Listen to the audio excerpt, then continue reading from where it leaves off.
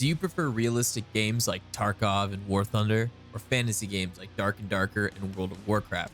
Ever play a game that's just too realistic, or on the flip side, just completely out there? Lately, especially in the extraction genre, people have been voicing their opinions about games like Tarkov being too realistic. So let's take a minute to put ourselves in the developer's shoes and see how we could balance game realism. Why? Well, because people say a lot of stupid shit on the internet and you should get some perspective before making up your own opinion. Alright, so let's get started. When making a game, developers are faced with the task, how do I balance realism and fantasy for my game? On one hand, you can make it super realistic, implementing things like weight, stamina, hunger, etc.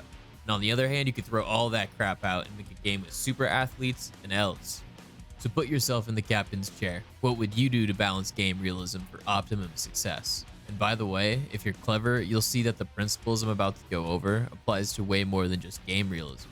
So keep that in mind. Before you make your perfect game, you'll first need to separate the different types of realism and define what we mean by game realism. Since people have different opinions on the definition, I've identified two different types of realism, which I call environmental and mechanical.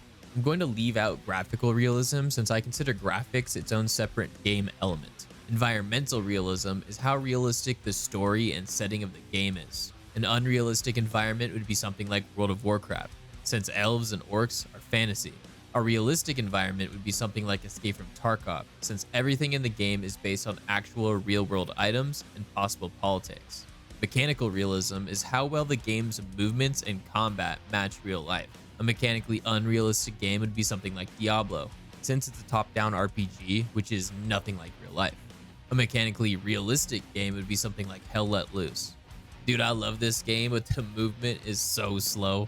But hey, that's how real life is, so it's important to differentiate these two types of realism since you might accidentally blend them in a discussion. For example, Call of Duty uses real guns and there's no elves in it.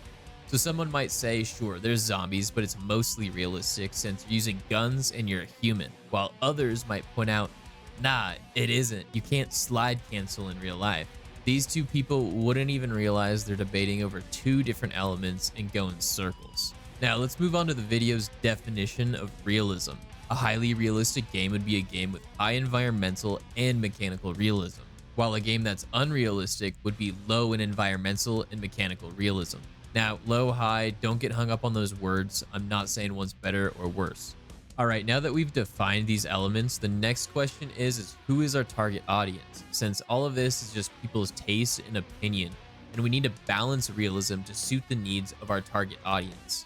For this scenario, we're trying to hit as many people as possible to have optimum appeal. Most people's preferences can be illustrated by a bell curve. There's exceptions, of course, but it's a safe bet to take this approach if you don't have the actual data of people's taste. If you do have the data and the graph is different, you can still use the following process, but your target will be different. So for our normal curve for realism versus fantasy, you got your extremes on both ends. Relative to the total number of people on the planet, the least amount of people can be found on either extreme, and the bulk of the population can be found as you move towards the center. Don't let your biases fool you. If you love highly realistic or highly unrealistic games, you might think this graph is a little bullshit, but you need to step outside your own perspective and look at the planet as a whole. There's a ton of people very different from you, and in fact, everybody's different from you. Shoot, you could go one town over and meet people with completely different values from yourself. The normal bell curve is a common distribution of people spanning many topics like politics and taste. So if you want to fight me on this, you're not really fighting me, you're fighting modern statistics. That's a little side tangent for the comments section. Moving on. So if we want to target the most amount of people, we need to hit somewhere in this region, which means our realism balance will be mostly moderate. Now, this is an important time to bring up, yes, we want to hit as many people as possible, but if we aren't accurate enough to our specific audience, we're also going to fail. You can't please everyone, and if you try, you're going to fail. This specification of game balance is the reason you have so many different types of games, since they incorporate different levels of realism and other game elements. So this isn't a bad thing. So to recap, we've defined realism, in other words, we've standardized what we're talking about, and then we marked our target. What are we aiming for in terms of balance? Next, we need to incorporate the realistic and unrealistic elements to match that balance. Now, this is a very complicated thing to do, and it's mostly based on opinion and preference, but at the end of it, you should have kept that balance with these elements. For example, you could use high environmental realism, but low mechanical realism, like Call of Duty, or vice versa, you could use low environmental realism, but high mechanical realism, like Dark and Darker. You're cooking right now. This is where your chef skills are put to the test and make something unique by balancing these scales. But remember not to go too far one way or the other, or else your pot's going to spill. You know, maybe throw in some elves and orcs, but give them guns, but then have their movement slowed down like real life. Maybe the orc needs to eat like in real life, but they're cannibals and eat other orcs, unlike real life. That's how you balance game realism. I don't even play Call of Duty, but like it or not, I think Call of Duty is one of the best examples of a game developer doing this correctly. It's a combination of high environmental realism and low mechanical realism. It lands in the middle of the scale, and look, everybody's heard of it, and most people have tried it. When it comes to the complaints that Tarkov is too realistic, those people are most likely not the target audience. Tarkov being high in environmental and high in mechanical realism makes it a game that is on the extreme side of realism.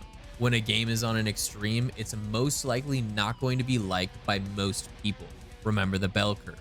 There's exceptions from time to time, but at large, that's how it works. So next time you hear somebody complain about a game being too realistic or not realistic enough, think about all this. Maybe that game's not built for them.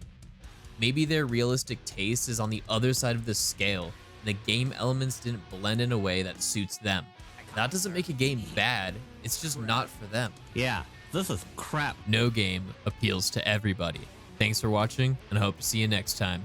Peace.